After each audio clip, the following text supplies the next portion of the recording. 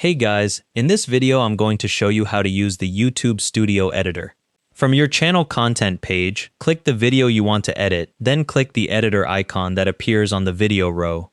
Your video details page loads. From here, click Editor in the left sidebar to open the editing tools. The video editor page opens with your video timeline displayed at the bottom and editing options in the panel on the left. Click Blur at the top of the editor, then select Face Blur from the drop-down menu that appears.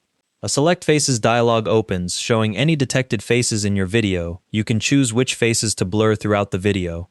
For now, close that dialog by clicking the X button in the top right corner. Next, click Trim and Cut to open the trimming interface along your video timeline. After making any trims, click Save in the top right corner. An Adjust Video to New Length dialog appears. Check the box reading I acknowledge that these changes are permanent.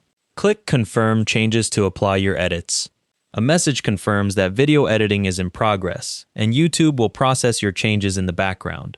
If you need to undo any edits, you can return to the Editor tab before the changes finish processing and revert them. The blur feature works automatically once you select which faces to track. It follows them throughout the entire video.